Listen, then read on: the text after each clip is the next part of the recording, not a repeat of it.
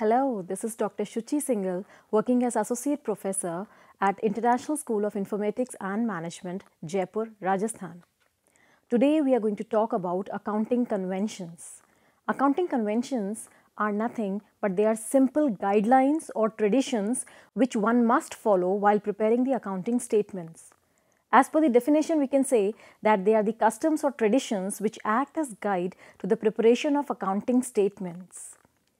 Basically देखिए accounting conventions का basic meaning सिर्फ इतना है कि अकाउंटिंग कन्वेंशन से मतलब है कि जो चीज़ें हमें अकाउंटिंग स्टेटमेंट्स बनाते वक्त जो हमें फॉलो करनी चाहिए, जैसे फॉर एग्जांपल जैसे कि हम बोलते हैं नॉर्मल रूटीन लाइफ में किसी भी पर्सन से कि आपको नॉर्मली एक अच्छी लाइफ लीड करने के लिए आपको हमेशा सच बोलना चाहिए, तो ये एक सॉर्ट ऑफ कन्वेंशन है. Similarly in accounting we have different conventions. So today we are going to talk about different accounting conventions which should be followed while preparing the accounting statements.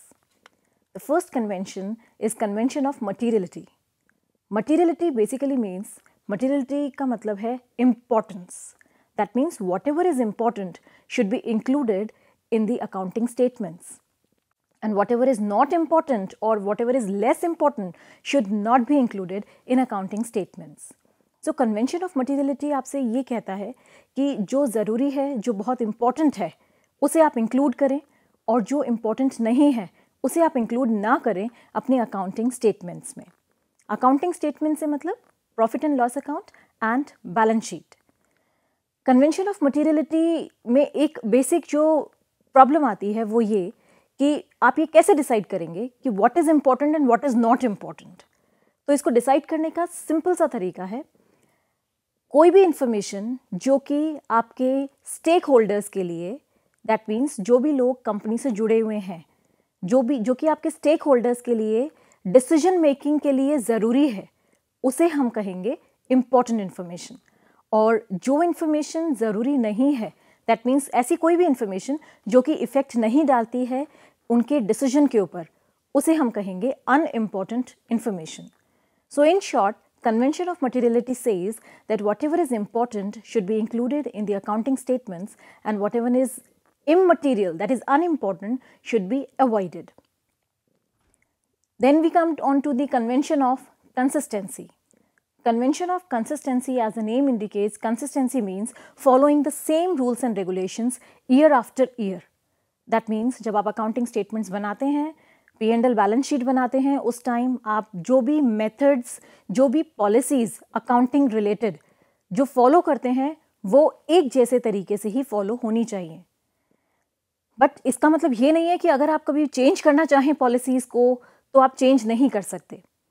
Basically ये convention कहता है कोशिश करिए कि same policies follow करें, और अगर आप सेम पॉलिसीज़ फॉलो नहीं करना चाहते, चेंज करना चाहते हैं, तो बेशक चेंज करिए, लेकिन उन्हें चेंज करने से आपके फाइनेंशियल स्टेटमेंट्स पे क्या इफ़ेक्ट आ रहा है वो आपको अच्छे से बताना होगा. So in short, convention of consistency means that whatever rules, policies, methods are being followed, you should follow all those methods consistently year after the year. But if you want to change any of the methods, you may change, but you must mention the effect of those changes on your financial statements separately. Next we come on to the convention of conservatism. Conservatism basically means, conservative का मतलब है कि जो लोग बहुत ही precaution लेके चलते हैं. प्रिकॉशन लेने से मतलब कि आप जब कोई भी काम करते हैं, कुछ भी करने चलते हैं, तो आप हमेशा एक a step ahead, that means you think a step ahead. कोई प्रॉब्लम ना आ जाए उसके लिए पहले से ही आप प्रिकॉशन लेके चलते हैं. That is what you mean by convention of conservatism. So in this context, this accounting convention simply means that you should forecast or foresee whatever losses and expenses are expected in future, and you should make the provisions for those expected losses and expenses right now. That is what you mean by convention of conservatism. ये convention सिर्फ future expenses या losses पे ही apply होता है. इसे हम profits पे apply नहीं करते हैं. दैट मीन्स प्रॉफिट तो जब होंगे उसी टाइम उसे हम रिकॉर्ड करेंगे, लेकिन अगर हमें किसी भी तरीके के लॉसेस या एक्सपेंसेस के होने की आशंका है फ्यूचर में, तो उसके लिए आज ही हम प्रोविजन बना लेंगे, आज ही उसके लिए अरेंजमेंट कर लेंगे. So that is what you mean by convention of conservatism. So a simple logic convention of conservatism says is that make provision for all future possible losses and expenses, but do not provide for any gains or profits. Next we come on to the convention of full disclosure. The convention of full disclosure basically means that whatever is important should be disclosed in the financial statements. That is what you mean by convention of full disclosure. जब आप बनाते हैं अपने financial statements, final accounts, trading profit and loss account and balance sheet, तो कोई भी information छूटनी नहीं चाहिए. किसी भी तरीके की information आपको undisclosed नहीं रखनी है. सारी information आपको सही तरीके से अपने financial statements में बतानी होती है. कन्वेंशन ऑफ फुल डिस्क्लोजर एक चीज़ पे और फोकस करता है कि you should never try to make any secret profits और you can say secret reserves. Secret reserve से सिंपल मतलब ये है कि आप कोई भी ऐसा काम, जैसे फॉर एग्जांपल आपकी सेल्स हैं 10 लाख रुपीज़ और आपने शो जो करी है अपनी फाइनेंशियल स्टेटमेंट्स में, आप शो कर रहे हैं अपनी सेल्स को 6 lakh rupees. That means 4 lakh rupees sales आप हाइड कर रहे हैं, आप छुपा रहे हैं. तो आपको ऐसा नहीं करना चाहिए. That is what you mean by convention of full disclosure. So whatever are the actual facts, आपके बिजनेस में जो भी एक्चुअल फैक्ट्स हैं, उन्हीं एक्चुअल फैक्ट्स को आपको प्रेजेंट करना है अपने फाइनल अकाउंट्स में. So this is what you mean by convention of full disclosure. Convention of timeliness.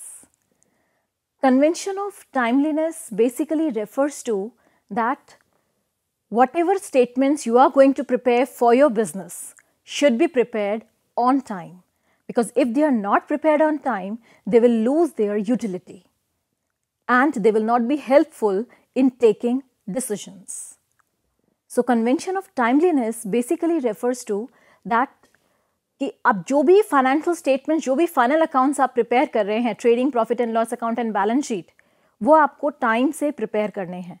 Time से प्रिपेयर करने का मतलब है जो आपका अकाउंटिंग ईयर होता है, your basically accounting year starts from 1 April till 31 March. So logically आपको 31 मार्च को अपने फाइनल अकाउंट्स बनाने होते हैं.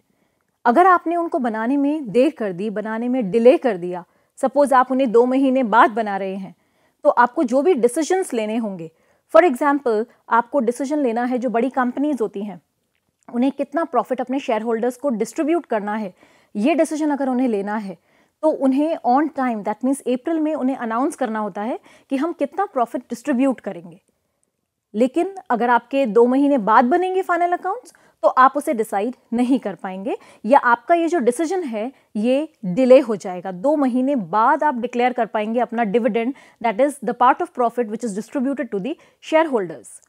तो इसीलिए ये बहुत इंपॉर्टेंट है कि आप जो भी फाइनल अकाउंट्स या जो भी फाइनेंशियल स्टेटमेंट्स आप प्रिपेयर करें, वो स्टेटमेंट्स आपके बिल्कुल टाइम पे प्रिपेयर होने चाहिए.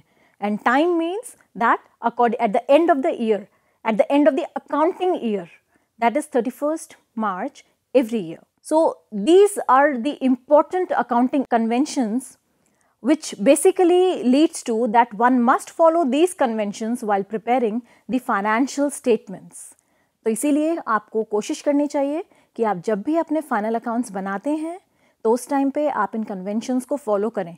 इन्हें फॉलो करना कंपलसरी नहीं है, लेकिन अगर आप फॉलो करेंगे तो आपके अकाउंटिंग स्टेटमेंट ज़्यादा यूजफुल हो जाएंगे. Thank you.